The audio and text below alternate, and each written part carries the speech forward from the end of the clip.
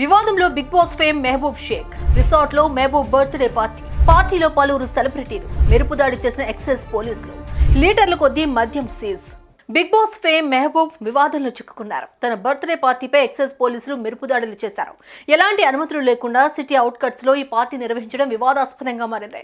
పార్టీలో భారీగా లిక్కర్ స్వాధీనం చేసుకున్నారు పోలీసులు. అసలేం జరిగింది అనే విషయానికి వస్తే,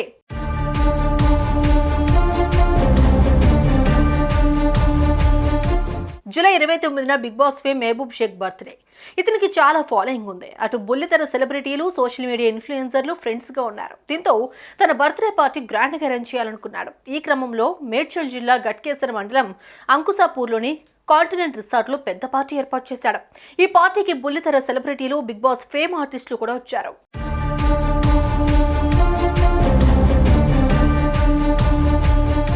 ఇక బర్త్డే పార్టీ అన్నాక కేక్, బిర్యానీతో అయిపోదు కదా, అందుకే భారీగా లిక్కర్ అరేంజ్మెంట్స్ కూడా చేశాడు మెహబూబ్.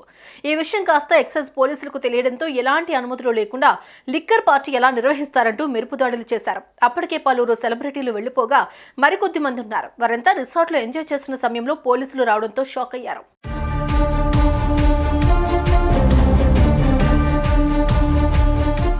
మెరుపుదాడులు చేసిన పోలీసులు పార్టీలో 11.2 లీటర్ల మద్యం, 7.15 లీటర్ల బీరు స్వాధీనం చేసుకున్నారు. 750 ml 3 Ballantine's whisky bottles, 5 Absolut Citron vodka bottles, 1 litre Black Label whisky, 11 Budweiser beer bottles, 19 Breezer bottles స్వాధీనం చేసుకున్నారు. అలానే పార్టీలో ఇంకేమైనా నిషేధించిన ద్రవ్యాలు ఉన్నాయా అన్న కోణంలో పోలీసులు సర్చ్ చేశారు. కానీ అలాంటివి దొరకనట్టే తెలుస్తోంది.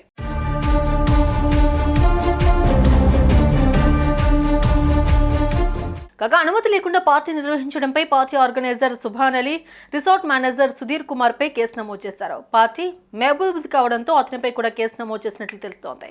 ఇందుకు సంబంధించిన ఫోటోలు ఇప్పుడు వైరల్ గా మారడంతో విషయం బయటకొచ్చింది.